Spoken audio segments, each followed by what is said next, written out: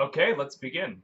So I want to go over this paper called Galectin-3 binding protein suppresses amyloid beta production by modulating beta cleavage of amyloid precursor protein. So I don't know if I'm going to go over the entire paper, but the reason why I want to go over this is this came out about a year ago, and just yesterday or just a few days ago, I went over a press release regarding a protein called GPLD1, which is secreted by liver cells, that is secreted in high concentrations in young mice, but also secreted in larger concentrations in older mice that exercise. And this protein is associated with being in higher concentrations of those that exercise. But not only that, if you have animals that do not exercise, but you constitutively express or you increase the expression of this protein, you end up conferring some additional youthfulness to the brains of old mice. So it allows, or it creates the conditions for neuroplasticity to be more prevalent. So one of the reasons that this is important is because as a lot of people age, sometimes they cannot exercise as they get older, and this lack of exercise can be detrimental for their cognitive health. So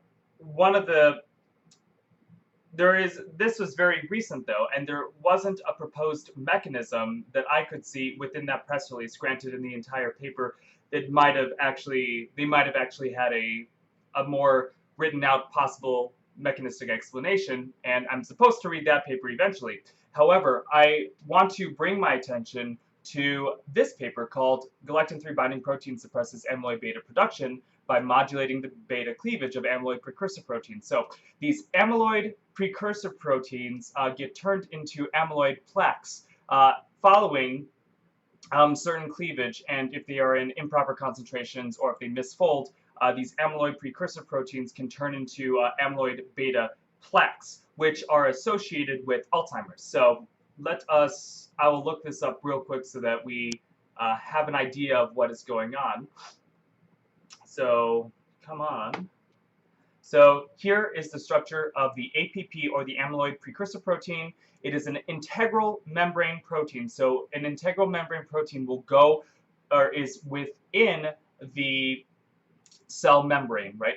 So, and it's expressed in many tissues, but it is concentrated in the synapses of neurons. So this is why it's important for neurons, is that, or I should say, it is very implicated in the neurodegenerative diseases because it does concentrate in the synapses of neurons. So if you can imagine, proteins that concentrate in certain areas are more likely going to crystallize or fall out of solution, or form, what would the word be?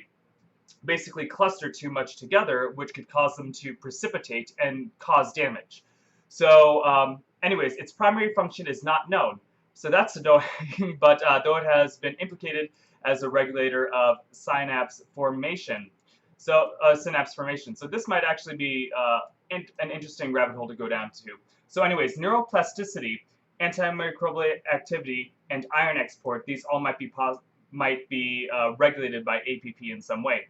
So APP is best known as the precursor molecule whose proteolysis generates amyloid beta, which is a polypeptide which contains 37 to 49 amino acid residues, whose amyloid fibrillar form is the primary component of amyloid plaques. So this amyloid beta, also known as A beta, these can form filaments or plaques where they are basically polymerizing without necessarily having a chemical bond in between them. And so these plaques will grow and cause damage to the surrounding cell.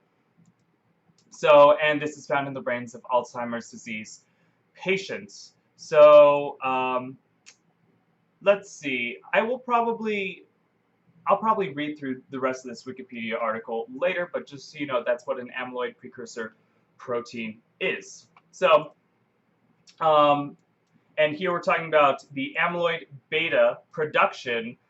This can be modulated. The amyloid beta production can be modulated by modulating this beta cleavage of this amyloid precursor protein. So by modulating the cleavage, the beta cleavage of this amyloid precursor protein, this will suppress the production of amyloid beta. And how is this happening? Well, galectin-3 binding protein is somehow suppressing amyloid beta. So how do we get to galectin-3 binding protein? I thought we were talking about GPLD1, which was the liver enzyme that was secreted. Well, we will get to that in the paper. So I'd like to give thanks to the authors for doing this. And yeah, let us begin. So Alzheimer's disease. Oh, wow. So this was received for publication April 12th, but it wasn't published until January 29th of this year. So yeah, sorry, I misspoke, but it was in the process of peer review for a very extended long period of time. So good to know. Alzheimer's disease is the most common type of dementia, and its pathogenesis is associated with accumulation of beta amyloid, also known as A-beta peptides.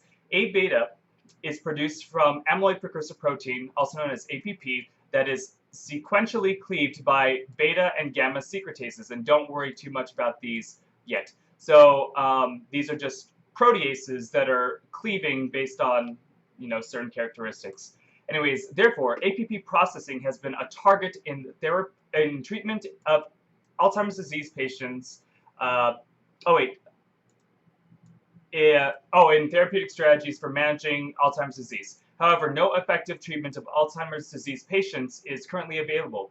Here, to identify endogenous factors, or these are factors or just things that exist within the body. They are identifying these things, these chemicals within the body that modulate A-beta production. We performed a gene microarray based transcriptome analysis of neuronal cells derived from human-induced pluripotent stem cells because A-beta production in these cells changes during neuronal differentiation. So basically, here they are doing an array, a transcriptome analysis of neuronal cells. So a transcriptome analysis would be figuring out what RNA is being expressed in these cells. And so remember, your DNA gets transcribed into RNA, messenger RNA, and this messenger RNA gets translated into the final protein product. So when we do transcriptome analyses, we're looking at what has been transcribed or what genes have been activated to produce this mRNA. And so by looking at this mRNA, this can give us a clue as to how much protein is being produced or what types of proteins are being produced and how much of those proteins are being produced. So that would be a gene microarray-based transcriptome analysis of neuronal cells. So let's continue. So we found that expression of glycophosphatidyl'inositol-specific phospholipase D1, also known as GPLD1 gene, is associated with these changes in A-beta production. So GPLD1 overexpression in these HEK293 cells, and this is a common, I believe they're kidney cells. Let me double check. So yeah, so HEK cells is a cell line which is derived from human embryonic kidney cells grown in tissue culture. So these HEK293 cells, they are serving as a model for human cells, explicitly the kidney cells, but we sometimes generalize it a little bit more. And the reason why we use these cell lines rather than doing the experiments on humans is that you can control for more factors in cell lines, and they're cheaper. You can have more reproducibility with them, and so this is why they're working on the HEK293 cells. Anyways, if they do GPLD1 overexpression in these HEK293 cells, it increased the secretion of galectin-3 binding protein, also known as Gal3BP. So this is what the galectin-3 binding protein that we were talking about earlier if you overexpress GPLD1 in these, oh, how did I phrase it? So let me track back a little bit. So we found that expression of the glycophosphatidylinositol specific phospholipase D1 GPLD1 gene.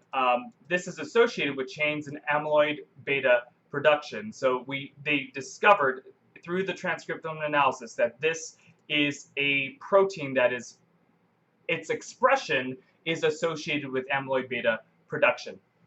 And so GPLD1 overexpression in these cell lines, so they genetically engineered somehow, either genetic engineering or through induction, they were able to increase the amount of GPLD1 in these HEC293 cells, and this increased the secretion of galectin-3 binding protein.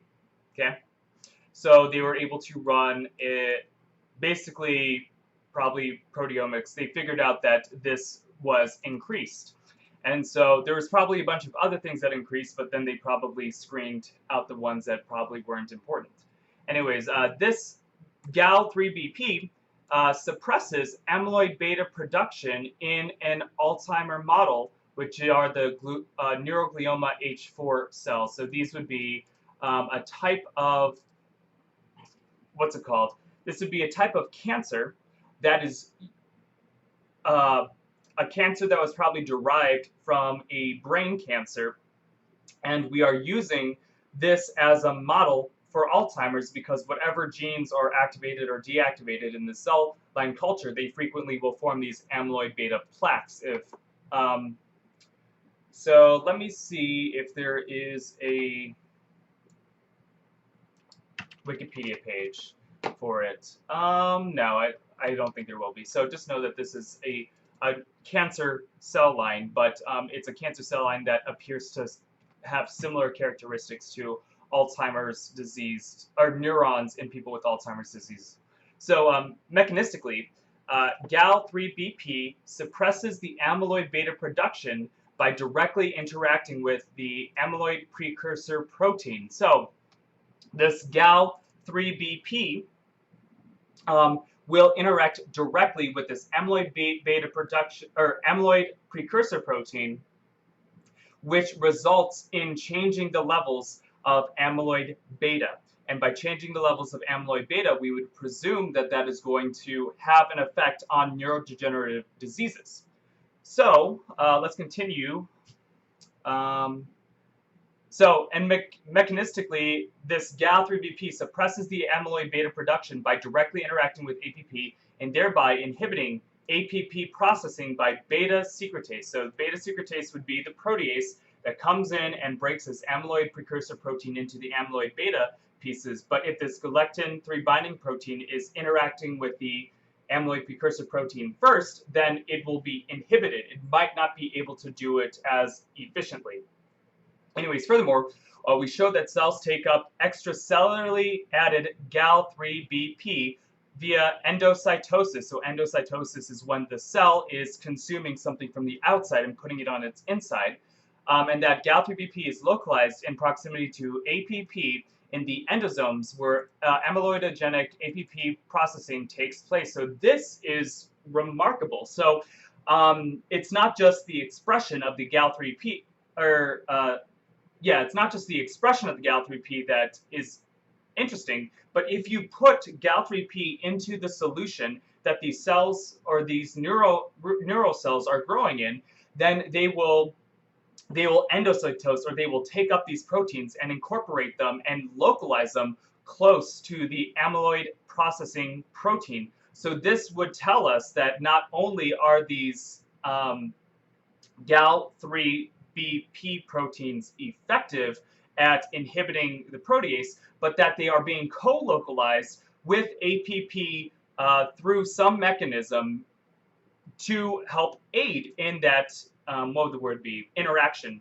to take place. So this is remarkable. So what I'm getting here is that they are expressing this GPLD1 in the kidney cells, and then those proteins are going to go out and Sorry, so the GPLD1 is being overexpressed in the HEC293 cells, which then results in an increased rate of the Gal3BP being expressed, and then this could indicate to us that this might be happening within the body. Now, granted, maybe it's not happening in the kidney. Maybe it's happening in, say, the liver. Maybe the liver is producing a lot of these GPLD molecules, which then results in the higher expression of the Gal3BP as well, and this Gal3BP might circulate throughout the body. We'll learn more about that later.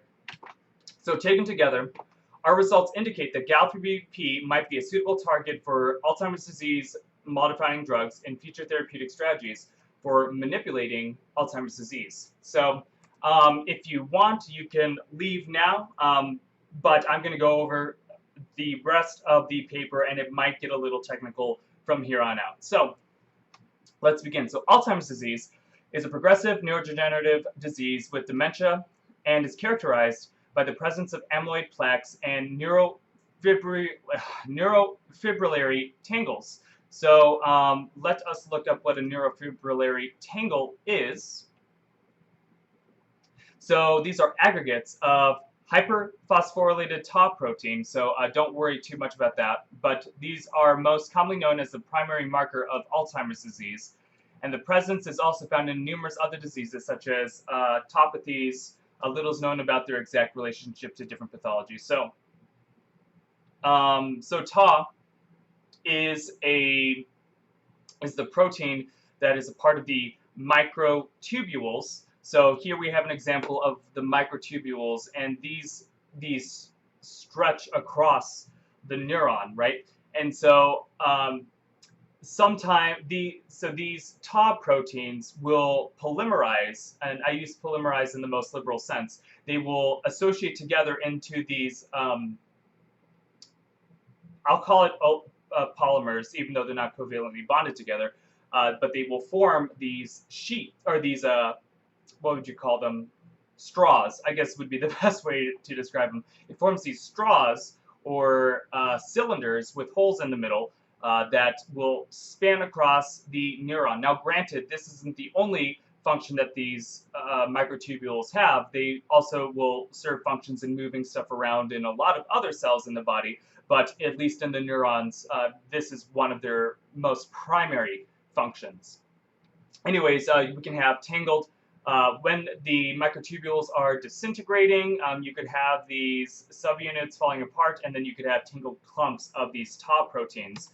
So, and this apparently is common in people with Alzheimer's as well. So it's not just the amyloid plaques that you need to worry about. Anyways, there are multiple causes for these clumps to happen, or for these clumps to form. But one of the causes could be a mutated tau protein, so it has different amino acid residues, which doesn't allow it to form these, or at least be as stable in these straw formations, or the microtubule formations. I could have called them tubes, right? So, yeah, and then we also have traumatic brain injury could also cause this, and apparently aluminum could also cause this as well. Now, granted, do not quote me with Wikipedia. Anyone who's anyone could just alter it, but just so you know, that's what's going on. So, and this is in a wide range of cerebral cortex and limbic regions that you can see this happening. So, what are the limbic regions? These are so the limbic system, also known as the Paleomammalian Cortex, is a set of brain structures located on both sides of the thalamus, immediately beneath the medial temporal lobe. So let's see if there is a... So pretty much all of this in color would be considered the limbic system if I'm reading this correctly. So yeah, here is the limbic system in the nice, pretty colors. So, which would include the hippocampus, the parahypocampal gyrus, the hypothalamus, The anterior group of the thalamic nuclei is the pineal gland is also associated with it. So yeah, it's a large section, important section of the brain. Anyways, you can find these amyloid plaques and these neurofibrillary tangles in the cerebral cortex and the limbic system. So the amyloid plaque is formed from the beta amyloid peptides, or the amyloid, or the A-beta, which consists of about 40 amino acids, and its accumulation is considered an early pathological hallmark. Thus, abnormal production and accumulation of A-beta are involved in pathogenesis of Alzheimer's disease. So amyloid beta is produced from the amyloid precursor protein through sequential cleavages by beta and gamma secretases. Beta site, and these are just proteases. A beta site amyloid precursor protein cleavage enzyme 1, also known as BACE1 or BACE1, is the enzyme responsible for beta secretase activity. So there is not just one beta secretase, there are multiple beta secretases, but this BACE1 seems to be the predominant one associated with the creation of these amyloid betas. And this cleaves the N-terminal side, or the when you have amino acid sequences, you will have the N-terminal side that has the amino group, and you'll have the C-terminal side that has the carboxy group. And so this is working upon the N-terminal side. So it cleaves the N-terminal side of the amyloid beta region of the APP, which is a beta cut, and to produce a soluble form of APP. So this is also called soluble APP beta, and the APP C-terminal fragment, also known as APP beta CTF. So let us pause real quick. So remember, APP is an integral membrane protein. So it exists within the cellular membrane, or it's stuck in the cellular membrane. So when this protease comes along and breaks it up, it'll create a soluble piece or a soluble fragment, and I would presume it'd be soluble in the plasma, or not in the plasma, in the cytoplasm. My word, I'm losing my mind. So the cytoplasm might have the soluble protein floating around inside of it. So, and then that will be called the beta cut. This was called the SAPP beta. And then the C-terminal side will be the APP beta CTF, or this just C-terminal fragment. Anyways, a membrane protein complex consisting of, so just know that these are different proteins, of presenilin, which senilin was probably named after the fact that it's associated with senility. Continuing, nicastrin, AF1, and PEM2. This complex of these proteins come together is responsible for the gamma secretase activity that cleaves the C-terminal side of amyloid beta region in the APP beta CTF. This is called the gamma cut. So this membrane protein complex will have all of these other proteins come together to cause this gamma secretase, or this protease activity, which then can break up this APP beta CTF, and this will create the amyloid beta it will cleave it and then secrete it into the extracellular space. Gamma secretase cleavage occurs at several positions within the transmembrane region of the APP's C-terminal fragment. So it doesn't just act upon one specific amino acid sequence. Apparently there's multiple sites at which this cleavage can take place. So this is resulting in the production of a mixture of amyloid betas with varying lengths and aggregation properties, such as amyloid beta 40 and amyloid beta 42. The longer amyloid beta 42, this exhibits strong neurotoxicity and intrinsic self-assembly properties.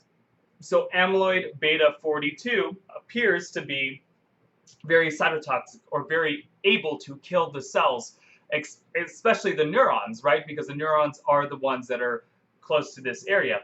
And remember, this amyloid beta is being cleaved into the extracellular space, so it's not even inside of, yeah, it's not even inside of the cell, right? So it is able to kill the neurons even though it's not within the cell itself. Anyways, gamma secretase cleavage occurs at several positions. Oh wait, and I was going to say this amyloid beta 42 appears to be, this is a slightly larger fragment. This fragment seems to be very capable of killing cells and being very capable of clumping together into these plaques. So this is promoting its accumulation to the extracellular amyloid plaques.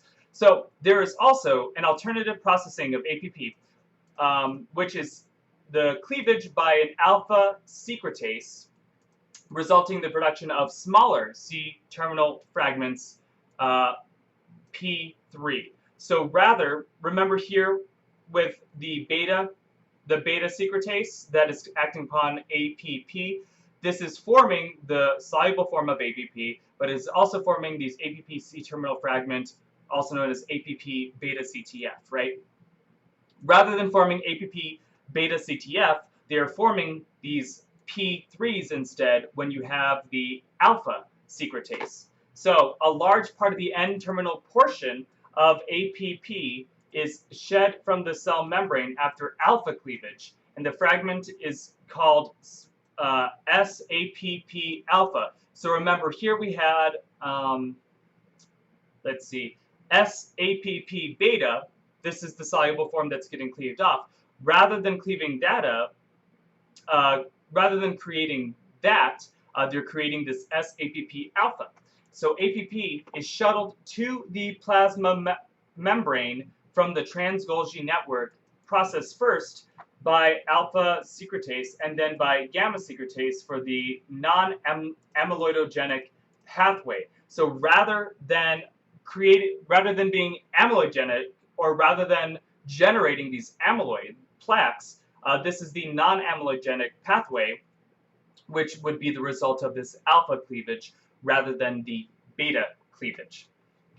So on the other hand, for the amyloidogenic pathway, APP that escaped from alpha cleavage is brought back to the cell surface to acidic early endosomes, and this is where the beta and gamma secretase sequentially cleave APP to produce amyloidogenic amyloid beta 40 and amyloid beta 42 proteins. So this APP probably plays a very important role. This amyloid precursor protein plays a very important role in the neurons or cells. It's probably, since it's conserved, it's probably doing something beneficial for the survival of the organism.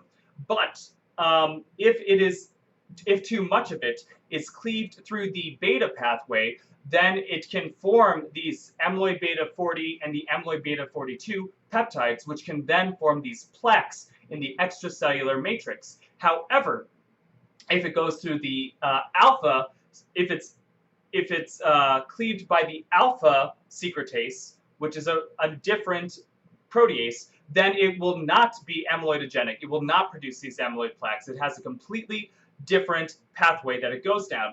Now, granted, there's probably some benefit. There's probably some evolutionarily conserved reason why we have these multiple pathways, but the whole point is that if it becomes dysregulated and we produce way too much of this beta pathway, then we end up getting pathogenesis from that, whereas we need to maintain this alpha pathway for it to function for us to function properly, for the nerves to function properly, for us to avoid things such as Alzheimer's and neurodegenerative diseases. So let us continue. So modulations in enzyme activities of the beta and gamma secretases have been expected to be therapeutic targets in Alzheimer's disease. However, recent clinical trials aiming at gamma secretase inhibition resulted in failure because of unwanted effects. So unwanted side effects. So if oftentimes these therapeutics, the pharmaceuticals that big pharma produces and then will run their drugs through FDA trials, which are absolutely vital to see if these drugs are actually working and to see what side effects are associated with these. The reason why we can have side effects is because sometimes these proteins are playing important roles in our biochemistry. And so if we just throw a wrench at them to stop them, this might not necessarily have the benevolent benefits that we were initially expecting, because lo and behold, a lot of your enzymes play very important roles. Now, granted, that's one thing that can cause side effects. Another reason a side effect could happen is the drug itself might not just target this gamma secretase. Maybe they target other types of proteases or other proteins in the body, which make it difficult to have a therapeutic that explicitly will attack this gamma secretase. So that could be another cause of side effects. Regardless, these unwanted side effects stopped the clinical trials that were attacking the gamma secretase. So unfortunately, that didn't work properly. So this is thought to be due to the complex enzymatic action of the gamma secretase. And remember, gamma secretase, that was the complex of 4 or 5 other proteins that come together to have this gamma secretase activity. So it's not just acting upon one protein, it's acting upon probably multiple proteins for all of them to elicit their proper functioning. Anyways, and it is a wide range of substrates, including essential signaling molecules such as the Notch and ERBB4, in addition to APP. So, okay, this is also another important thing to consider, is that when you develop a drug against an enzyme, maybe you want to stop that enzyme because one of its metabolic pathways results in a disease if it's dysregulated, right? So let's say we throw a wrench into this enzyme so it doesn't function the same way.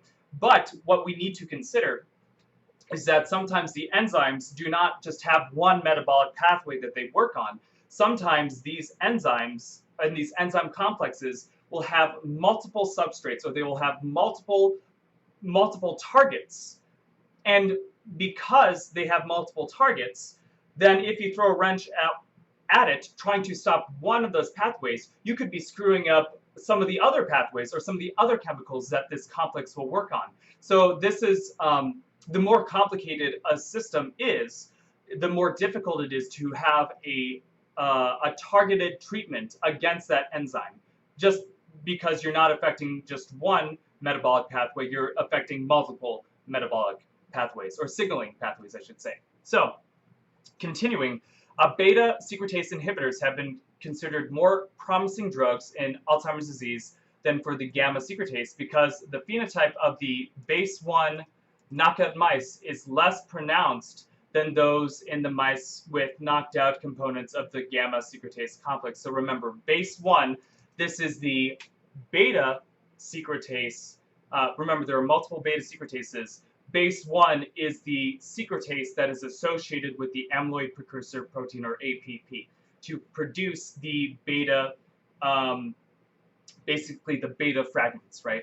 So by removing knockout mice, the negative effects seen on those mice were diminished in comparison to knocking out or removing the genes for the gamma secretase complex components. So if you remove a protein that is a part of the gamma secretase complex, then you can have more serious, you tend to have more serious outcomes for those mice versus the mice that have the base-1 knockout, which is the beta,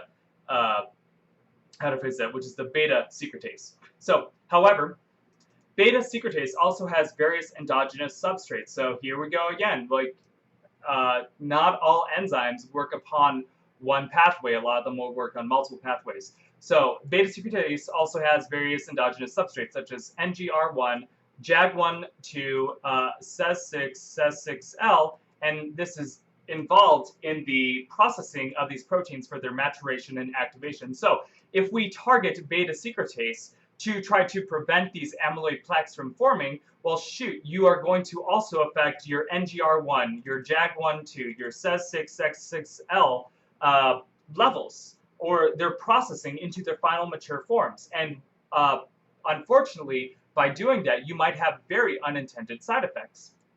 Anyways, this is involved in the processing of these proteins for their maturation or activation. Taken together, it is necessary to identify new target molecules and or genes that can reduce amyloid beta production with no or fewer unwanted side effects. So, these induced pluripotent stem cells, also known as iPS cells, these differentiate into a variety of cells in vitro, and thus reproduce the innate intracellular environment components. So I was talking earlier about how we often will use cell cultures. Oftentimes they're cancerous cell cultures, but we use these cell cultures in order to do biochemical, biophysical, microbiology experiments on them, because it is easier and more reproducible to run these experiments on a singular cell line. However, one of the downsides of that is that those are one cell type, right? So all those cells are pretty much identical to each other. However, another technique that we can use to do these cellular in vitro experiments is that we can work with stem cells, or we can work with stem cells that have been induced to become pluripotent. And the benefit of that is that as you culture these cells will then differentiate within their within the glass or within their test tube. And I'm saying test tube in the most liberal sense. They're differentiating while they're in their experimental setup, and this differentiation allows them to recreate the tissues of the human body, right? And by recreating the tissues, you have a more complex system that might more accurately depict what is going on inside of the human body, or the in vivo system. So anyways, this group previously found that production of both amyloid beta 40 and amyloid beta 42, as well as the ratio of amyloid beta 42, these are changed during neuronal differentiation of the induced pluripotent stem cells. So, okay, so why these stem cells are differentiating into neurons, they can see that there's a difference in these amyloid beta concentrations and ratios.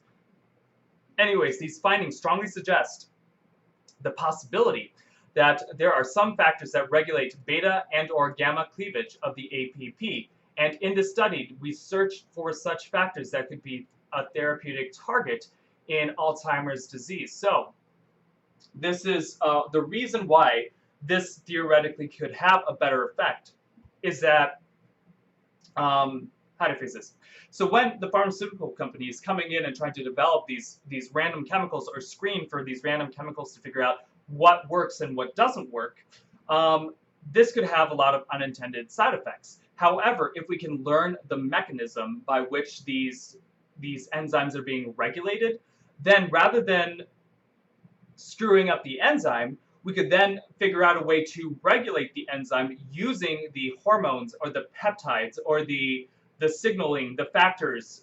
If we figure out what those are, we might be able to very selectively tweak those concentrations, which would then use your body's own mechanisms to alter the activity, rather than just finding a drug that can come in. And granted, I will not downplay the importance and the benefit of figuring out what these drugs are and how they work, but something else that might be a little bit more benevolent on the system is figuring out the cellular signaling, the mechanisms of the signaling first. And one other benefit of this is this could tell us that maybe the reason why people are getting Alzheimer's in the first place is because there is a signaling problem.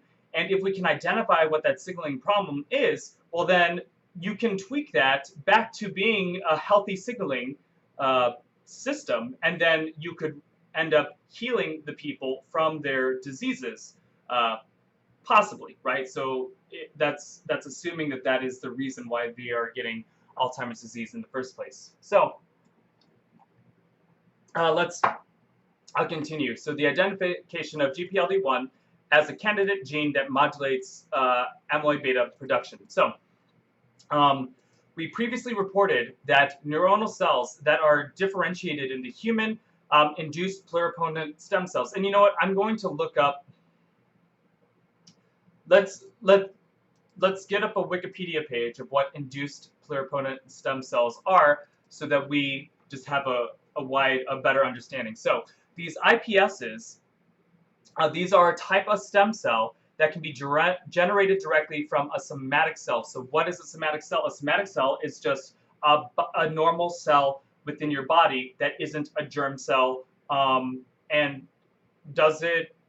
I thought somatic cells would include stem cells, but apparently not. So any cell other than a gamete, germ cell, gametocyte, or okay, so it does not include a stem cell. So yeah, semantics and all this. So the somatic cells are the body cells, and the body cells are distinct, or they are grouped separately from the stem cells and the germ cells, which then form your ovums or your sperm, right? So yeah, just keep that in mind. You can take these somatic stems, or these somatic cells, these body cells, normal cells, right? And then you can induce them to become pluripotent cells, or cells that have the ability to re-differentiate into different cells. So, and it was pioneered by this lab in Kyoto, Japan, who showed in 2006 that the introduction of 4 specific genes named Mike, yeah, these could convert somatic cells into pluripotent stem cells. Interesting. So he was awarded the Nobel Prize. So yeah, just know that you can create these stem cells from your own body cells, which could be a very promising future treatment. Anyways, let's go back down. So we previously reported that that neuronal cells that are differentiated from human iPSs cells express amyloid precursor protein and secrete amyloid-β into the culture medium. So this group has shown that when you take these stem cells and they differentiate into their final neural cells, that they are they're producing APP, and then they're secreting the amyloid-β proteins. When the expression of APP and the ratio of amyloid-β 42 to 40 of the secreted proteins were measured at days 38, 45, and 52 during the differentiation, both the amyloid precursor protein expression and the secretion of amyloid-β 40 and amyloid-β 42 at days 45 and 52 were significantly increased. So during differentiation, these proteins are being expressed very highly, and it appears as though we are producing a higher ratio of amyloid-β 42 versus amyloid-β 40. So this might be important in signaling in differentiation in some way. So let's continue. Additionally, the expression of base 1 was also increased at days 45 and 52 compared with day 35. So remember, base 2 is the beta secretase, the protease that turns APP into the beta fragments, right?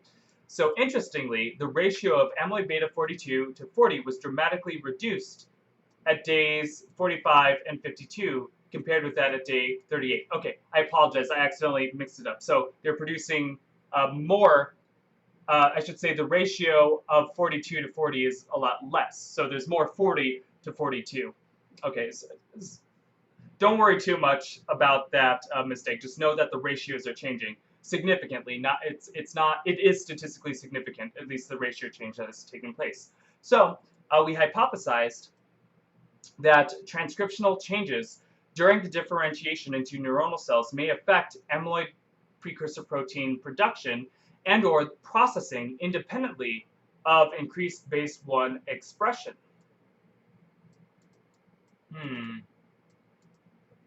So they hypothesized that transcriptional changes, which transcriptional changes would be the changes in the transcriptome or changes in what genes are being expressed.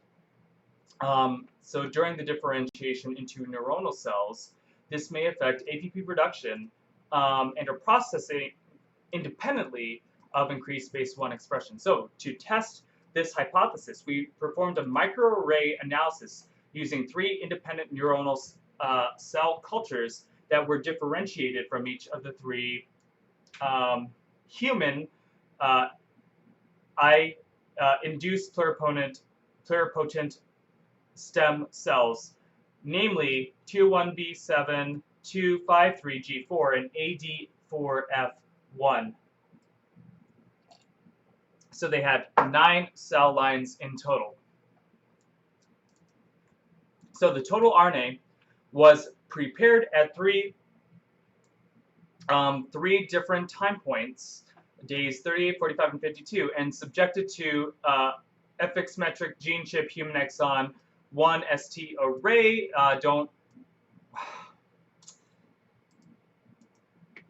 Let me look this up just to see. Just know that this is a product that you can buy that you can take your sample and put it into or onto. I don't know exactly how it works. And it can tell you what genes are being expressed, or I'm presuming that it is it binds to mRNA, and this binding of the messenger RNA will create some form of signal within the chip. And I believe the chip might have a bunch of different oligonucleotides that are spread across it, and so if there is binding, then you could probably see that in the chip somehow. Granted, I wouldn't be able to go into that too deeply. You could look it up for yourself if you want to. Anyways, the principal component analysis showed a unique pattern among the 3 groups of the human-induced pluripotent stem cell lines, 201B7, the 253G4, and the ADF1. So this is figure S1. Okay, so here they're showing the gene expressions of GPLD1. Okay, well, we'll go to that later. So next we examined genes showing common expressional changes among these 3 groups during differentiation. In particularly, we focused on genes differentially expressed before and after the drastic changes in APP expression. So they looked into these cell lines and they looked for different genes that are being expressed in different ratios before and after the secretion of amyloid precursor protein. So amyloid beta production and the ratio of, and this secretion of APP, this was also associated time-wise. It was similarly to the amyloid beta production and the rate of, and the ratio of amyloid beta 42 to 40. So anyways, they did comparisons between the samples from the 38-day cultures and the samples from the 45 and the 52-day cultures. So, and they used the Partech Genomics Suite software. So just know that there's a lot of software on the market that can help you deal with all this big data that is coming out of biology. So anyways, a total of 316 genes showed at least, a total of 316 genes showing an at least 1.3-fold expressional change with statistical significance were detected as candidates correlating with the changes in amyloid beta production and the amyloid beta 42-40 ratio. So they take these samples, they look at them, and then they say they'll basically have a cutoff, and the cutoff is a 1.3-fold increase or expressional change. I would presume also there could be a decrease as well, but we might not necessarily want to look at that. Regardless, they looked at candidates, which there are 316 of them, were statistically significantly changed within those time frames, and not only were they statistically significant, but they had a 1.3-fold change. So theoretically, you could have a sample that was statistically significant, but it was only a 1.1-fold change, which someone might say, okay, that's not, it might not be worth looking at that. That'd be an extremely sensitive system if you could have that much change in the differentiation with only that much change in concentration. That doesn't seem likely. So we would expect there to be at least a cutoff value that makes sense, right? Continuing, so among these genes, we particularly paid attention to GPLD1, encoding the glycophosphatidyl'inositol-specific phospholipase D1, also known as GPLD1.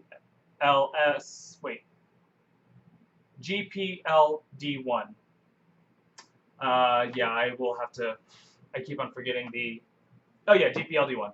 So, and this cleaves the inositol phosphate linkage in proteins modified with a GPI anchor. So, let me think. I'll go over this. So, what is a phosphatidylinositol specific phospholipase D1? So, this is a phospholipase. So, this is a protein or an enzyme that is able to break apart the how to phrase that? It is able to cleave a phosphate group on a phospholipase or phospholipid. And remember, phospholipids are they make up your cell membrane, they make up anchors. Regardless, let us look up this is what a phosphatidylinositol group is. So here we have our lipids, right? We have these long aliphatic or fatty chains, and these will anchor into the cellular membrane. And so these fatty groups are have ester groups to this glycerol. So glycerol, you might have heard of it as a preservative for preserving just dead things, right? Well, regardless, you can buy vegetable glycerin as well. It's the same thing.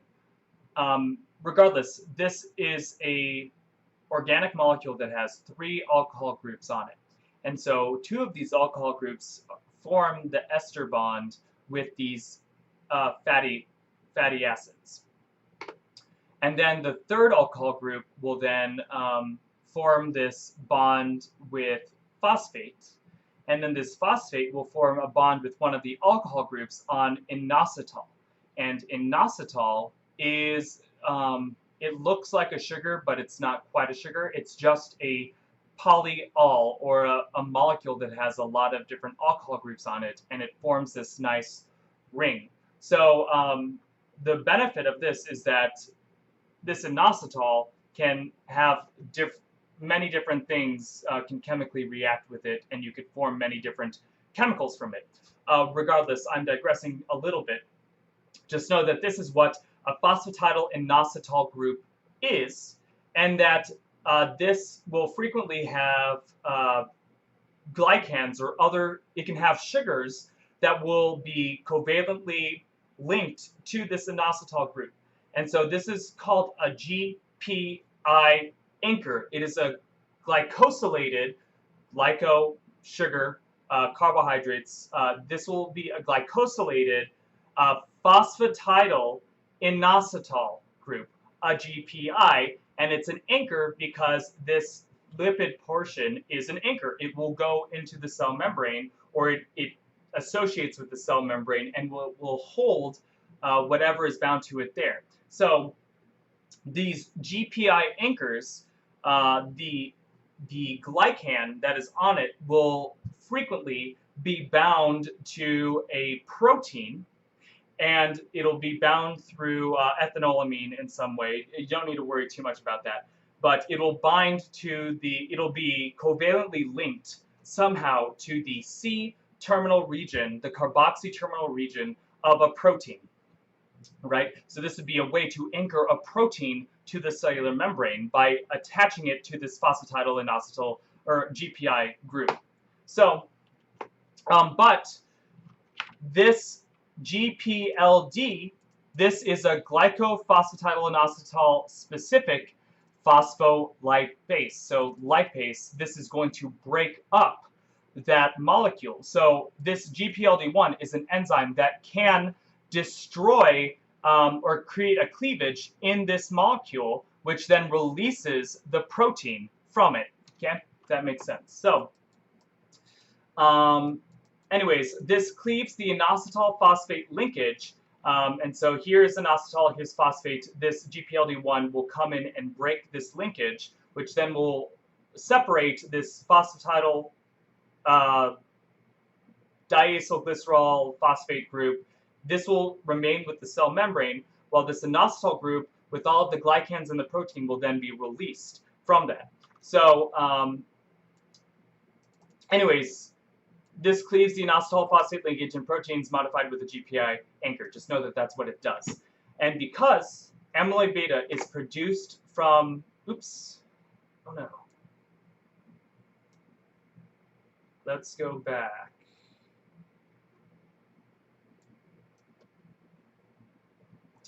Sorry, I apologize, I lost my spot. So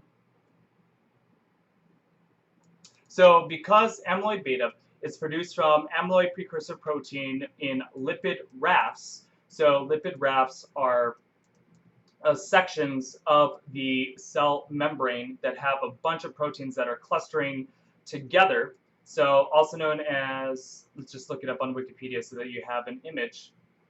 So in the plasma membrane or the cellular membrane, it's a combination of glycosphingolipids, cholesterol and protein receptors, which are organized in glycolipoprotein lipid microdomains, and these are termed lipid rafts. And their existence in cellular membranes remains somewhat controversial. It has been proposed that they are specialized membrane microdomains which compartmentalize cellular processes by serving as organizing centers for the assembly of signaling molecules. So one of the theories of why they exist is that they are able to concentrate a bunch of things that are supposed to, it can concentrate a bunch of proteins together, and if all these proteins need similar signaling to function correctly, then this might be a way to modulate everything so that things can work more easily, right? You can help with the kinetics, you can help with the speed and efficiency of whatever cellular signaling you want to do. So this would be an example of a lipid raft organization, which theoretically we would have things that would have lipid anchors that might be associated with here. But just so you know, this is what a lipid raft is. And apparently they have, I would presume that these light yellow bits are cholesterol or cholesterol-like substances that are also associating to stabilize this structure. And you could also see, normally, this is a cellular membrane. Normally, there is a little bit of floppiness with the hydrophobic tails of the phospholipids, but apparently with the lipid rafts, these can get stretched out a little bit more, and there could be more efficient packing. So, and I would also presume that, yeah, well, I won't go into too much detail because I'm not very familiar with lipid rafts. Just know that they're a type of structure that can form on the cellular membrane. And because amyloid beta is produced from APP in lipid rafts, where the GPI anchored proteins are associated. So these, like, I keep on forgetting the exact, these glycophosphatidyl inositol anchored proteins will associate with these lipid rafts because of the GPI anchor. Thus, we hypothesize that GPLD1 regulates intracellular trafficking and/or the localization into lipid rafts. So this is trafficking within the cell, right? Or yeah, within the cell across, to cross the membranes of living cells. Yeah. So it can regulate that, and I believe it's often done through organelles, which are like little bubbles of cellular membrane, and these little bubbles can have other proteins associated with them, and then this could be a way or a method to transfer those from one side of the cell to a different side. Let's continue.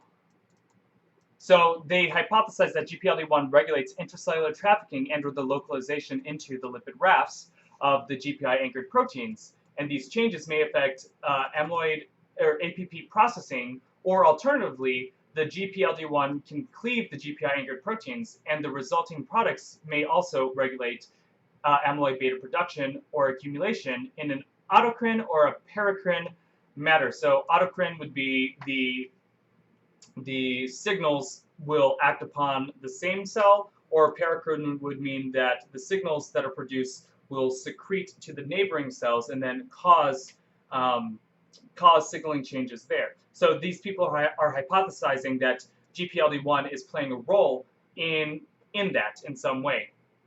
And one of the ways might be that it cleaves these proteins from the GPI anchors, and then these freed or these liberated proteins can then go out and exert their effect. And one of these effects is the production of APP. So, or the processing of APP. Anyways, gene expression data showed a significant upregulation of GPLD1 in all 3 of the human-induced pluripotent stem cells, or derived neuronal cells.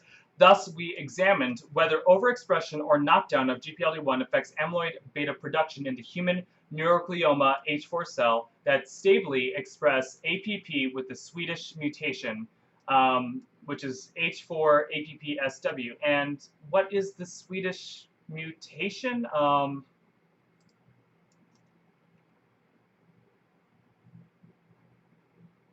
Okay, so the Swedish mutation is It's an Alzheimer's disease genetic mutation. It is one of the most well-known genetic variations that can cause early onset dementia. So that is quite sad. So if you want, you can read it for yourself at this Wikipedia page. So so they examined whether the overexpression or the knockdown of GPLD1 will affect the amyloid-β production in the human neuroglioma H4 cells. And remember what I was talking about earlier, this human neuroglioma H4 cells, these are a cancer cell, but it's not just a cancer cell. This cancer cell stably expresses the Swedish mutation, which is known to cause early onset Alzheimer's in people. So the fact that this H4 cell is not just a cancer, but also expresses this mutation, or has the phenotype of the Swedish mutation, then it can be used as a standard in laboratory practices to run these experiments on. So, however, they did this, but they did not observe changes in the production of either amyloid-β 42 or amyloid-β 40 after the overexpression or knockdown through the RNAi. So they tried doing it on this cell line, but it looks like there was no change, or no significant change, when they used the interfering RNAs. So the ratio of amyloid-β 40 to 42 was also unchanged. We then therefore hypothesized that some factors involved in the GPLD1 induced modulation of the amyloid-β production are not sufficiently expressed in the H4 cell line. So they assumed that this cannot be something that can be localized to the same cell line. So maybe it works in the neuronal cell line, like a different neuronal cell line, or maybe it's not in a nerve cell at all. Maybe it's in a completely different cell, and then that signal gets transferred to the nervous system somehow. So they then used HEC293 cells. HEC293 cells have often been used to study amyloid precursor protein processing and amyloid-β production, and are also known to express a wide range of membrane-bound and secreted proteins. Therefore, we transfected GPLD1 into the HEC293 cells, which HEC293 should also have GPLD1, but this would be a transfection of probably constitutive expression. They collected conditioned media and added these HEC293 conditioned media to the H4 Alzheimer's cells. So these are the H4 APP. So cell cultures, and how do I phrase that? Basically, they infected or transfected these HEC293 cells, which are kidney cells. They transfected them with GPLD1, or constitutively expressed GPLD1. And so these kidney cells are then living their best life as if GPLD1 is supposed to be expressed in high concentrations. And whatever effects that GPLD1 has on the cell, it's going to be it's going to skyrocket, right?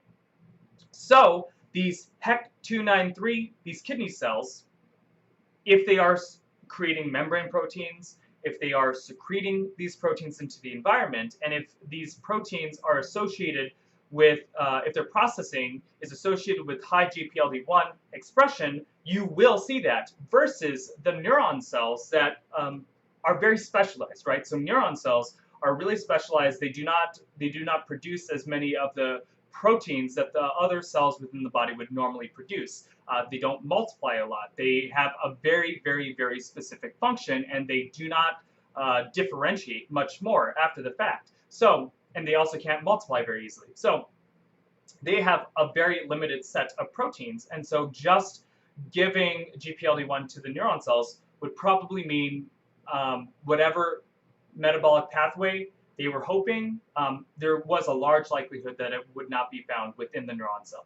So they use this HEC293 cell because they are much more, the profile of proteins that they express seems to be a lot more generalizable to the human body than the nervous tissue would be, right? Anyways, let's continue.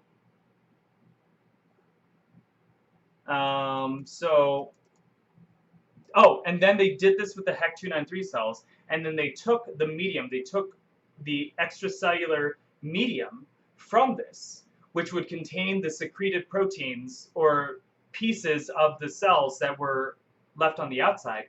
They take this and they add it to the cancerous H4 cell line, right? Which is supposed to be a model for Alzheimer's. And what they got from that, and then they investigated the changes to the amyloid beta production. And surprisingly, the production of both amyloid beta 40 and amyloid beta 42 were significantly reduced by replacing the H4 APP SW media with the HEC293 conditioned media with or even without GPLD1 expression. Oh, so even without the increased GPLD1, they saw a change in the medium. So this would tell me that there's probably a secreted protein that might even be secreted in small amounts that can still elicit an effect on these neuron cells. So remember, your neurons do not live in a vacuum. They live in your body, where all the other signals are creating, or all the other cells are creating all their other signals that could theoretically get into your brain and elicit an effect. So anyways, the effect on the reduction of amyloid beta production was more efficient with GPLD1 overexpression. So this is, so what I presume that this lab did, and they can correct me if I'm wrong, but they probably were using the cell medium from the HEC293 cells. They were probably just the normal HEC293 cells, they were using that as a control, right? They might have been saying, okay, we're going to use the medium from the GPLD1 overexpressed HEC293 cells to see if that elicits a response. But to be good scientists, you need to have a control, right? So they probably used the cell medium from the normal kidney cell line, and there was still an effect. However, and that's good that they did that as a control, but that's also very enlightening that even the untransfected or the non-GPLD1 overexpressed HEC293 kidney cells, even those elicited some effect. So what they're saying here is the GPLD1 overexpression, although the ratio of the amyloid beta 42/40 remained unchanged in all conditions. Oh wait, the effect of the reduction of amyloid beta production was much more efficient with the GPLD1 overexpression versus their control. So that was this is telling us that GPLD1 is playing an important role. And then the ratio did not change in all conditions. So they also transfected GPLD1 into HEC293 cells that stably express APP with the Swedish mutation. So these HEC293 cells are now producing the amyloid protein that will generally form these amyloid beta plaques, right? So these are now, we're basically taking a gene that was seen in these cancerous neurons that are a model for Alzheimer's disease. They took that particular protein and they put it into the HEC293 cells that overexpress GPLD1. And they confirmed the production of amyloid beta 40 and amyloid beta 42 was reduced significantly in the HEC293 amyloid precursor protein Swedish mutation conditioned media. So I would presume that they did one with the overexpression of GPLD1 with the Swedish mutation, and they did one without GPLD1 with the Swedish mutation. And there was a difference there, but I'll have to look at the graph myself to double check. So they did this, and they're saying there is definitely an effect. Now, how is this GPLD1 exerting its effect on the amyloid precursor protein processing? So, identification of Gal3BP as an autocrine or a paracrine factor which suppresses amyloid beta production. So, to identify the factors, and this is frequent, you'll frequently see this in biochemistry, very oftentimes you will just call something a factor if we don't know how to phrase that. If it elicits some type of effect, we will call it a factor, right? And so tumor necrosis factor, TNF, scientists were looking for a factor or this thing, this chemical that was causing tumor necrosis, right? And so eventually they identified, I wouldn't know the whole storyline, but eventually they identified whatever this compound was this particular protein, and therefore they called that protein the tumor necrosis factor. And similarly, for everything else in biochemistry, whenever we want to look for a certain effect that you can see, we will call it a factor of that effect. And so these people were looking for these factors that can inhibit amyloid beta production. So to identify the factor that could inhibit amyloid beta production in the conditioned media from the GPLD1 expressing HEC293 cells, we first concentrated the conditioned media using Amicon ultra-centrifugal filters with the 30 kilodalton molecular mass cutoff. So this is basically, they centrifuge the material, and this centrifugation has a filter that will have components of one side being stuck in the filter and the components that are smaller running through and collecting at the bottom of the centrifuge tube. Anyways, the concentrated but not the flow-through fractions decrease the production of both amyloid beta 40 and amyloid beta 42. So the concentrate, when they concentrated it, they saw a reduction in amyloid beta 40 and 42, but the flow-through fractions, but the flow-through fraction did not do that. So this is telling us that whatever is eliciting its effect is going to be bigger than 30 kilodaltons, because things that are bigger than 30 kilodaltons are being stuck on the filter, and so everything that's smaller, all of those factors did not elicit this effect. So this is telling them whatever it is, whatever this factor is, it's larger than 30 kilodaltons. And remember, kilodaltons, a dalton is the mass of a single hydrogen. So if I'm remembering this correctly, so 30 kilodaltons would be something that has the mass that is 30,000 times heavier than a single hydrogen. So, and because extracellular domains of membrane-bound or secreted proteins are often modified with glycans, we thought that lectin affinity beads could capture the suppressive factor. So lectin affinity beads, so these would be beads that have something on them that will bind to lectins, which, let's look at what lectin is so that we're very aware. And apparently a lot of people think that they are good health So lectins, these are carbohydrate binding proteins that are highly specific for a sugar group. So just know that that's what lectins are.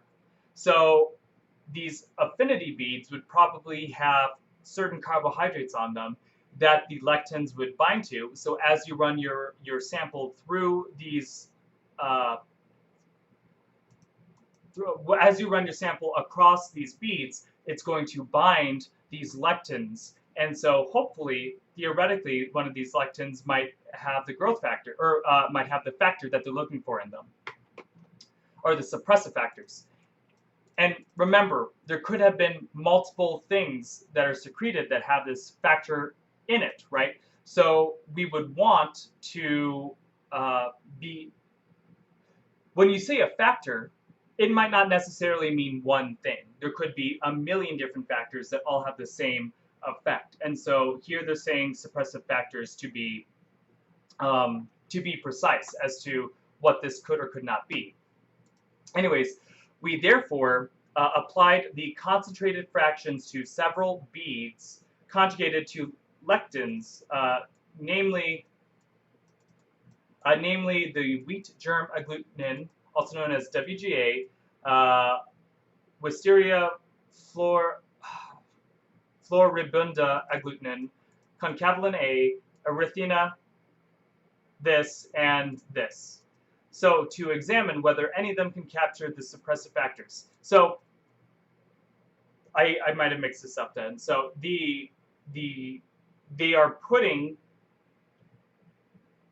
the lectins on the beads, and then these lectins are going to bind to the carbohydrates that are on the surfaces of the proteins that they are looking for. So they're hoping that gosh, I can't believe I mixed that up. So they're hoping that the protein, the factor that they're looking for, has carbohydrate groups that are coming off of it. And they would presume this because it's probably going to be a cell membrane protein, and a lot of cell membrane proteins get glycosylated heavily. So they're hoping that if we use these lectins to snatch up these carbohydrates, they're going to take the protein with it. Now, if it didn't catch the protein, then that would tell you that whatever you're looking for is not heavily glycosylated. So this could be another way to help identify what you're working with, right? So it'd be a protein that isn't glycosylated if it did not get caught by the beads. So the suppressive activities were detected in the flow-through fractions of WGA, CON-A, ECA, and VVA beads, but not in the flow-through fractions of WFL beads. So this is good. So this is, remember, different lectins will bind to different carbohydrates. And so they're running through all these different beads, and they are detecting the factor in the run-through of these beads, or of these lectins. And so that says whatever protein you have, it is not glycosylated in a way that will bind to these. However, in the WFL beads, which are the Wisteria floribunda agglutinin, they realize that this lectin will bind to their factor. And so this is good. This is applying some specificity as to what types of glycans are associated with this factor. So to examine whether any of them can capture the the eluted fractions from WFL beads with the GalNAc suppressed the amyloid-β production in H4 APP Swedish mutation cells. So we applied the WFL elution to ion exchange columns, and the bound proteins were recovered with stepwise sodium chloride elution. So basically, the eluted fractions from the WFL beads with GalNAc suppress the amyloid-β production. So when they take GalNAc, which is a galactose, I forget exactly what it is. So this is what it is. So this is acetyl galactosamine. There we go. GalNAc. So this is the what would you call it? The galactose molecule. And so, but it's not exactly galactose. It is replaced one of the alcohol groups with an amine group. So this is galactosamine. And so, and this is N-acetyl, meaning nitrogen acetylated galactosamine. So this is an acetyl group, which is on basically vinegar, right? So vinegar is acetic acid. So this is a vinegar group, but it is covalently bound to this N, or this amino group, and this is forming an amide bond. So this is a type, just another type of sugar. But this GalNAc, if you add it to your wisteria column, if you add it to this column, it's going to then bind with the lectin in the column, which is then going to release your factors. So you add the GalNAc and it releases your factors, or the things that the lectin bound to. And they found that yes, it suppresses the amyloid beta production in these cells, which is good. So this is telling you whatever they found, whatever factor it was, bound to this WFL bead, and then they could release it with the GalNAc. So then they took the WFL elution to ion exchange columns, and the bound proteins were recovered with stepwise sodium chloride elution. So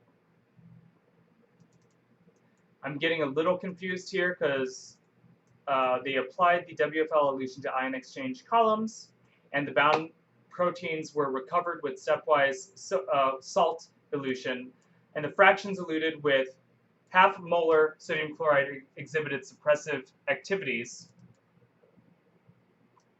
Silver staining showed a unique band around the molecular mass of 90 kilodaltons in the sample purified from the conditioned media of GPLD1 expressing HEC293 cells. I don't know. They're saying that they're running the solution on the beads, but I'm assuming that if they use the GalNAc, that it would have came off of the beads already. But you know, maybe I'm just misunderstanding this. So regardless, they take the beads with the factor on them, and then they use sodium chloride in different concentrations to kick off certain bits or certain types of proteins at once. So there's going to be different selective binding, right? And so as you increase the concentration of salt, it is going to preferentially, at low concentrations of sodium chloride or low concentrations of salt, you're going to kick off some of the proteins out. And then as you increase it, you are going to remove a completely different set of proteins. You increase it more, it'll be a different set of proteins, and there's reproducibility, right? Because these proteins will all leak out with others of their kind, right? Granted, multiple proteins might leak out in the same fraction, but at least you can argue, that it is easier to search in those individual fractions rather than looking at all of them at the same time. So at half a molar concentration, and molar is a measurement of concentration, half a molar of sodium chloride, that elution had this factor activity, this suppression of the amyloid beta production that they were looking for. So silver staining showed, so they basically ran this through a gel, and then they stained it, and then they found out that it was 90 kilodaltons, which makes sense because whatever they were looking for was bigger than 30 kilodaltons. And in the samples purified from the conditioned media of the GPLD1 expressing HEK293 cells. So mass spectrometry analysis identified this identified that this band corresponded with human Gal3BP. So Western blot analysis showed that the amount of Gal3BP protein decreased in cell lysates and increased in the culture media following overexpression of GPLD1. So here, Western blot analyses are basically you take your samples and it will identify, or I should say, it will separate proteins based on their size, or different characteristics. I believe that there would be other types of Western blots as well. But you separate proteins based on some characteristic of that protein, and by doing this, they were able to identify that Gal3BP was the protein that decreased within the cell, but increased in the culture media if you increase the amount of GPLD1 in the cell. So this is telling us that the expression of GPLD1 is causing the secretion or the removal from the inside of the cell to the outside of the cell. This GPLD1 is causing this to happen to the Gal3BP. Anyways, the RT-PCR, which would look at trying to identify which RNA is being expressed. The RT-PCR analysis showed no obvious changes in the expression of Gal3BP mRNA in the HEC293 cells or with the GPLD1 overexpression. So what they're saying here is that whatever effect we're looking at, it's not an effect of the transcription rate or the gene expression of Gal3BP. The difference is in the processing of Gal3BP, and presumably this processing is probably being done by GPLD1. So these data suggest that HEC293 cells endogenously secrete Gal3BP, and that overexpression of GPLD1 increases the amount of secreted Gal3BP. So we also confirmed that the H4 APP Swedish mutation, which remember these are the cancer cells that have the Swedish mutation in them, which makes them function like an Alzheimer's neuron. How to phrase that? These data, they also confirmed that these cells do not express detectable amounts of Gal3BP in either the cell lysates or the culture media. So this may explain the absence of detectable change in the amyloid-β production in the H4 APP Swedish cells despite the GPLD1 overexpression. So if those cancer cells did express Gal3BP, then when we added the GPLD1 overexpression, we would expect there to be a change, right? We would expect it to function properly, or to see this effect. However, with the, how did I phrase that? They were able to identify that these cancer cells, or these Alzheimer's cells, I'll call them, rather than cancer cells, these Alzheimer's cells do not have this, and therefore you can't elicit this effect with the GPLD1 alone. So, although the reasons for the relatively weak inhibitory activities in the fractions purified later compared with the concentrated fractions are unknown, the inhibitory activities may have been partially lost due to purification. So, moreover, the concentrated fractions may possibly contain factors other than Gal3BP with protective effects on the amyloid precursor protein processing. So, wait 1 second. So although the reasons for this relatively weak inhibitory activity in the fractions purified later compared with the concentrated fractions are unknown,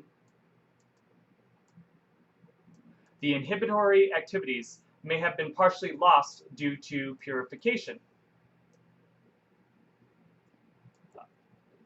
Moreover, the concentrated fractions may possibly contain factors other than Gal3BP with protective effects on APP processing. Another possible explanation for its weak activity in the elution fractions could be the presence of GalNAc, which is an ingredient of WFL elution buffer, and this which inhibits the activity of Gal3BP on amyloid-β production in the H4 APP Swedish cells. So throughout this entire process of trying to purify this factor, the factor ended up not working as efficiently as it did before this purification process, which makes a lot of sense because you are doing a lot of different things that could be screwing up the structure of the protein, causing denaturation, and then also there are other chemicals in there that might be just screwing up whatever signaling you're dealing with. So, I mean, all that makes sense to me.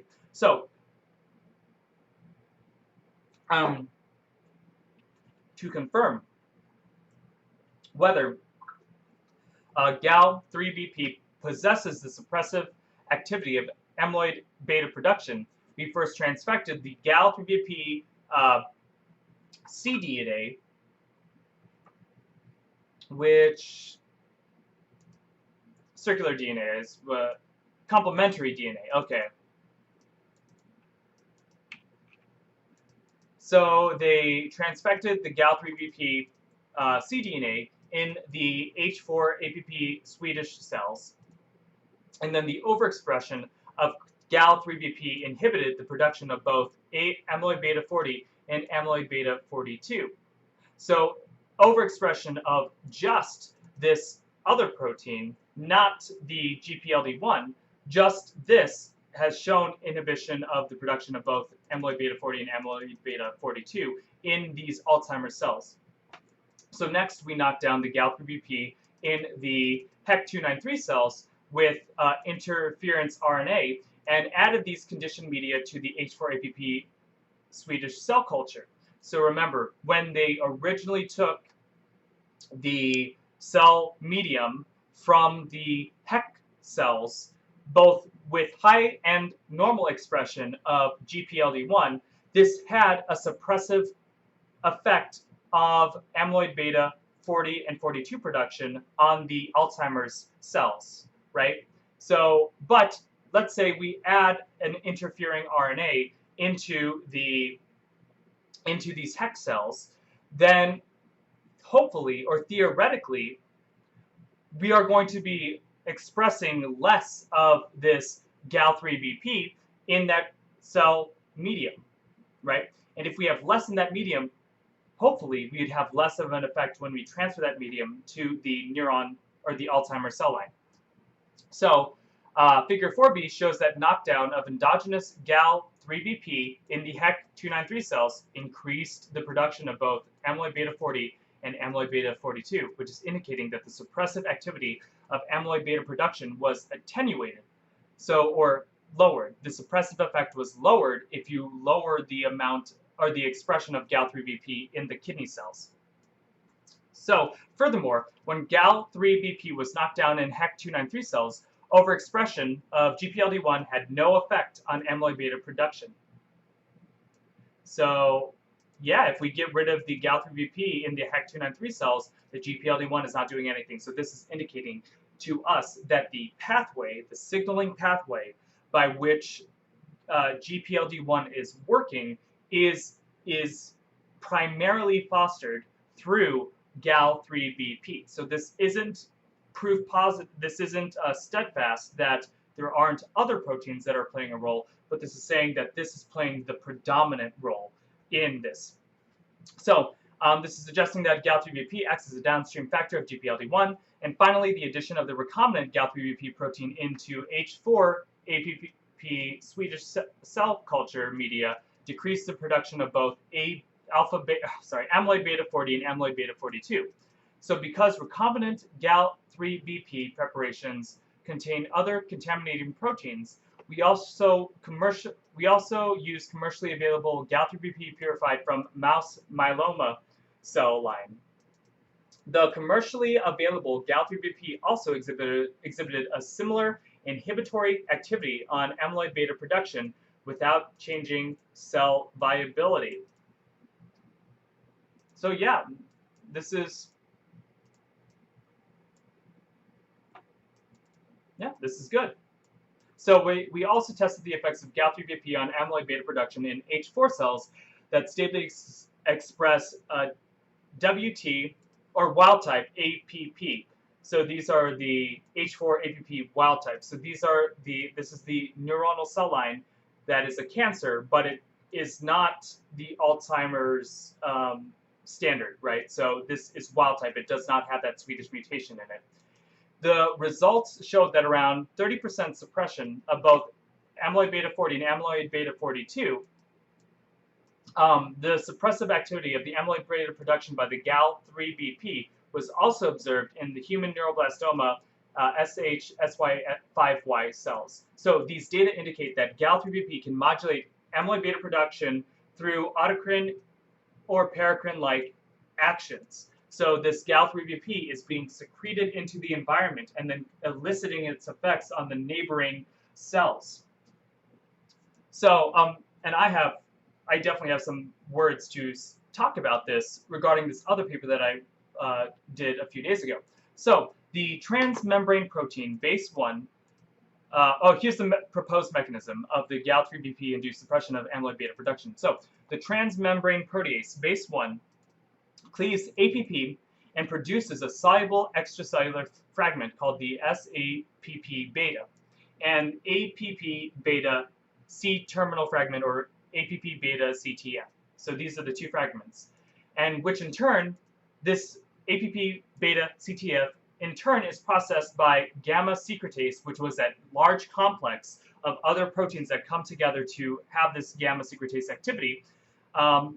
It does this and then processes it into amyloid beta. And alternatively, APP is processed by the alpha secretase, which is a disintegrin and a metalloprotease domain containing protein, atom 10, and this produces non-amyloidogenic soluble APP alpha and the P3 fragments. Okay, P3 fragments. So this is not going to cause amyloid beta production. Thus, suppression of amyloid beta production by Gal3BP may be associated with changes in expression and/or activities of BASE1 or atom 10. So that might be how it's eliciting its effects, but that's not how. I don't believe that's the direction that this paper ends up going. So we therefore examined the secreted APP alpha and the secreted APP beta levels in conditioned media of the H4 APP Swedish cells with or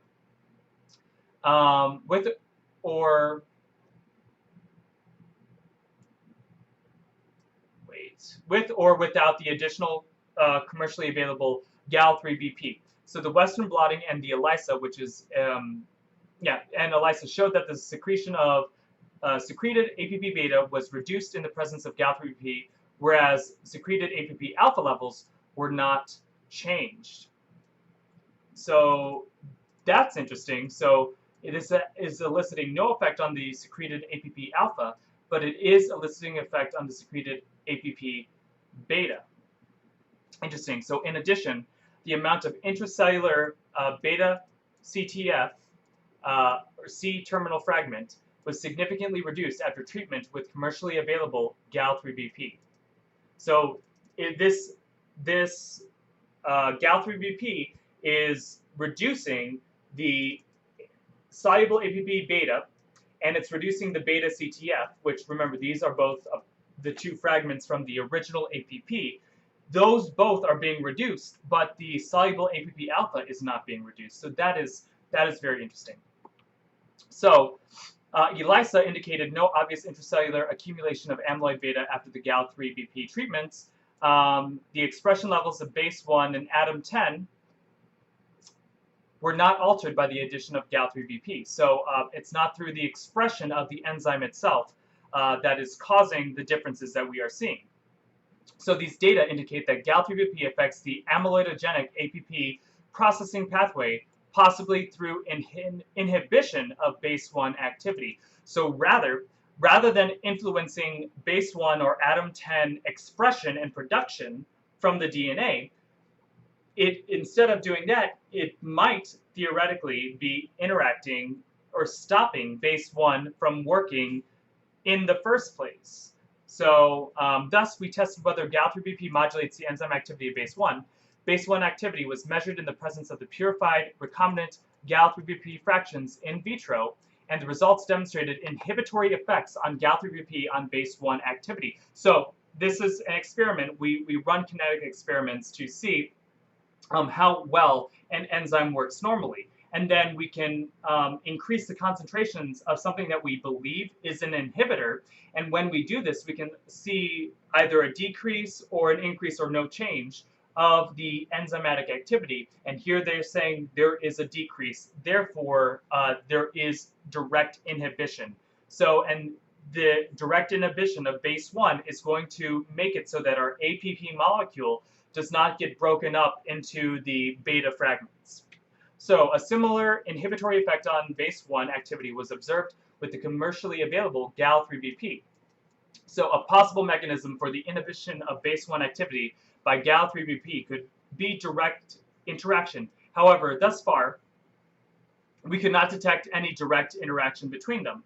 So oftentimes an inhibitor could act upon the enzyme, right? So an inhibitor, in fact, a lot of your drug design works by inhibiting enzymes or inhibiting proteins. And so oftentimes those drugs and treatments will bind directly to those proteins.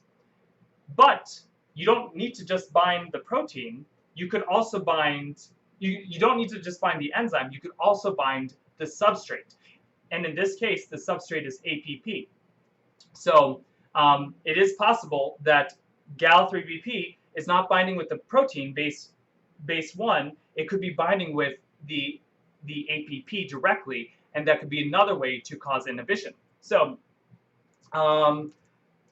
so we hypothesized that Gal-3BP may bind to the substrates of base 1 and thus protect base 1 dependent processing. However, the identity of the substrate used in the beta secretase assay kit is proprietary information.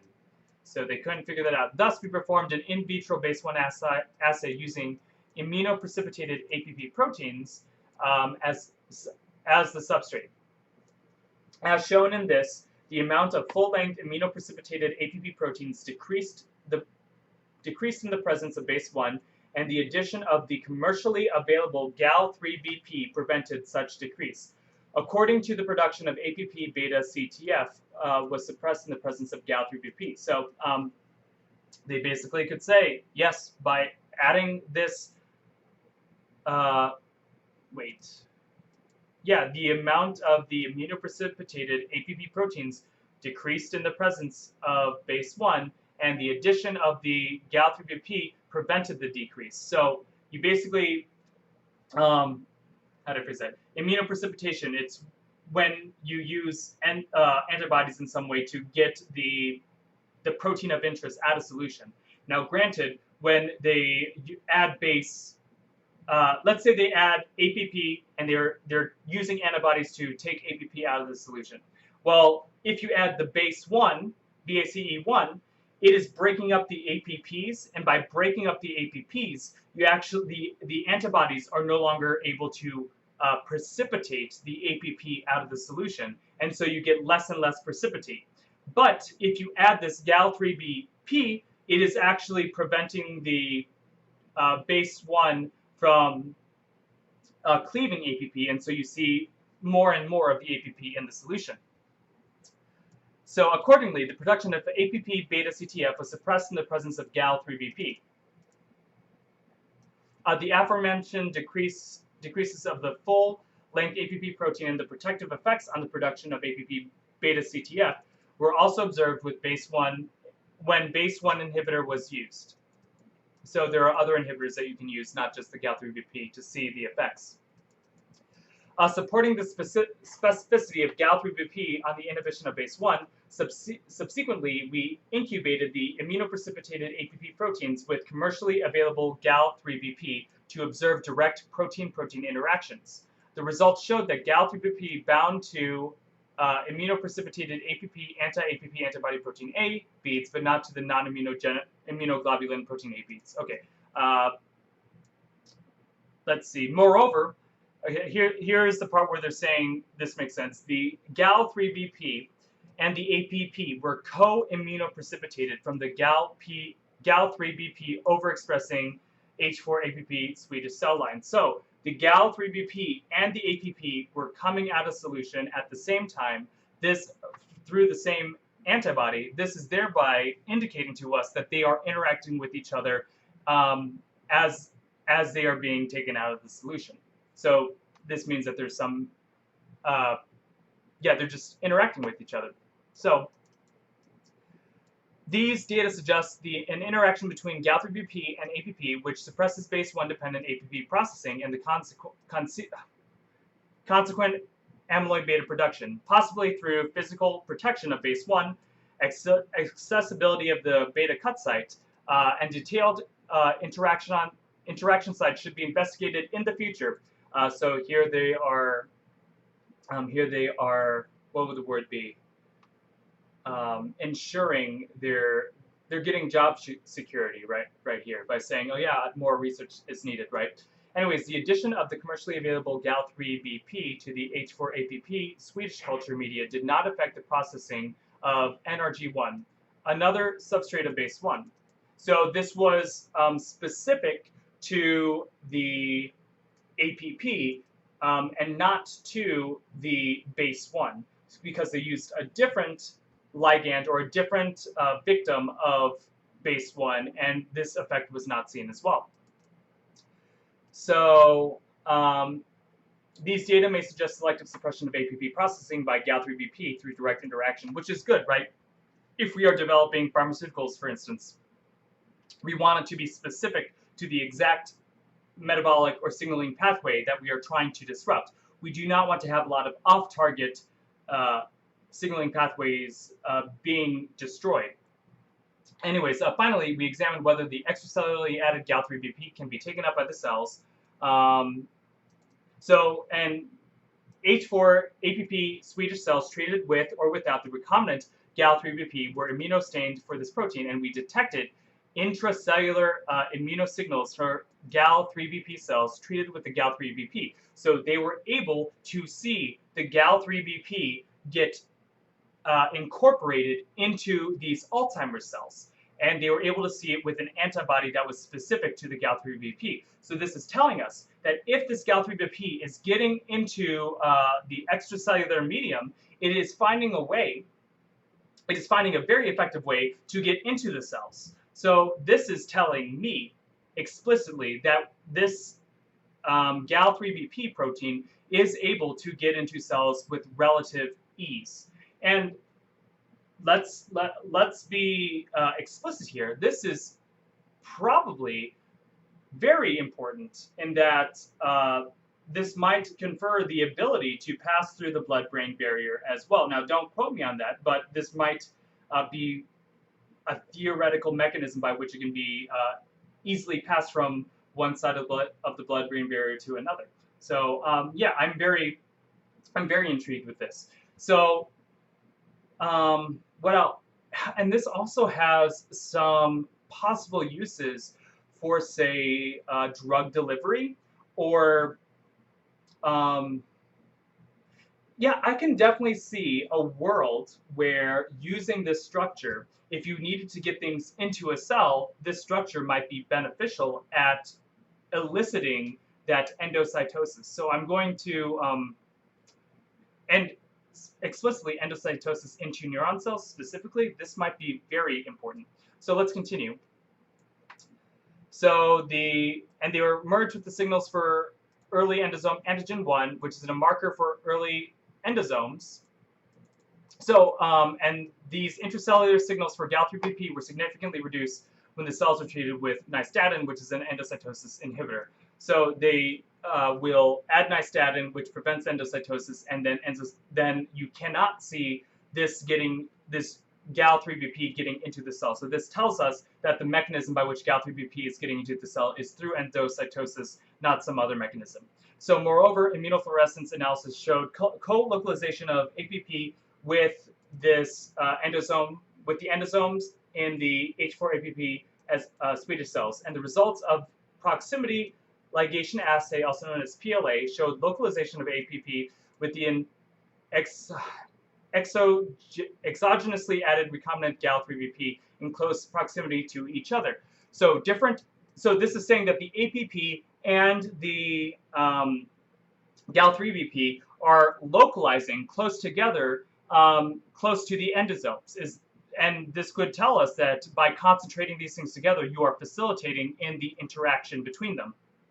So a different subcellular localization of base 1 and atom 10, and may also affect the selective inhibition of the beta cut, but not the alpha cut. So in summary, our data demonstrate that Gal3BP suppresses the pathogenic production of amyloid beta through modulating the beta cut of APP. So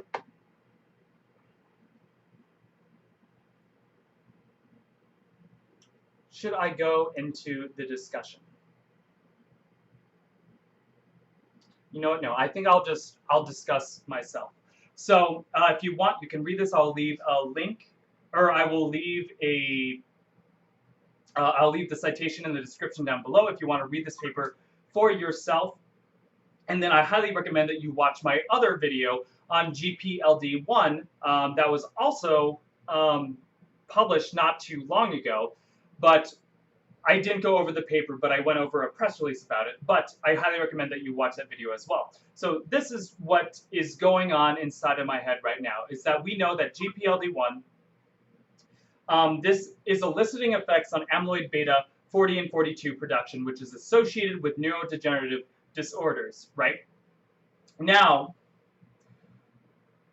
GPLD1 is now also associated, and that's what this paper is describing. That other paper that I talked about is describing how GPLD1 is able to make the brains of mice much more youthful, similarly to how exercise allows the brains of mice to become more youthful. And also for humans as well. There is a lot of research that was done on humans, this GPLD1 protein in humans, and how it is higher or more expressed in people with who exercise regularly. So, and by increasing GPLD1, which is predominantly, they described it as a liver enzyme, an enzyme that is produced in the liver that gets secreted into the body. Okay, so what I'm imagining, what I'm seeing right now, is that the liver, or maybe other cells in the body, are producing GPLD1 in response to exercise. And then this response to this upregulation of GPLD1, they said predominantly in the liver, but possibly in other tissues, is then causing the release of more of these Gal3BPs, right? And these Gal3BPs are normally anchored on the cell surfaces, and it requires a protease to come on, or not a protease, but a phospholipase to come in and cleave it from the anchor so that it then floats out into the environment, right? So I'm imagining a world where you have people exercising and then they have higher levels of this Gal3BP floating around in their system. And then these high levels of Gal3BP float around in the system and then interact with, they get endocytosed into many cells in the body, not just the neurons, but they get endocytosed in multiple locations. And this is presuming that all of this is happening on one side of the blood-brain barrier, and the signal can somehow transfer to the other side of the blood-brain barrier. Granted, there might theoretically be a mechanism by which GPLD1 and Gal3BP can be all synthesized within the brain, possibly through the astrocytes or the glial cells. That hasn't been fully described yet, so I'd like to see some research into whether or not these liver enzymes could also have some expression in these glial cells as well. Regardless, I would like to see, let's say people do exercise frequently, this is releasing more of this Gal3BP into the system, which may or may not get into the brain as well, but it ends up interacting with the APPs in people and then preventing it from breaking down into amyloid-β 40 and 42.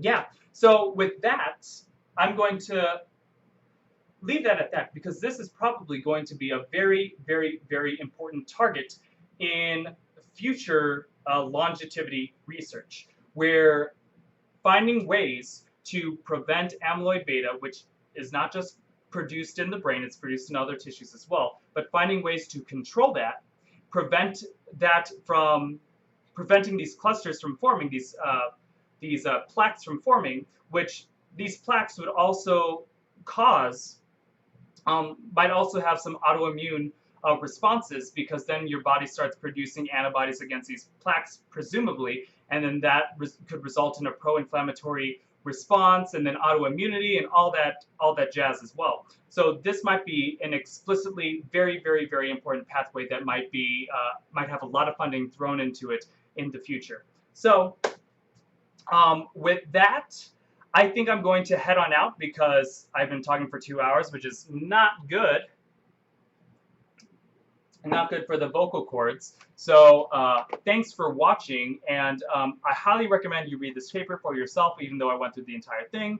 But I'm very excited to see what ends up happening with this in the future. So with that, thanks for watching, and I'll hopefully see you tomorrow.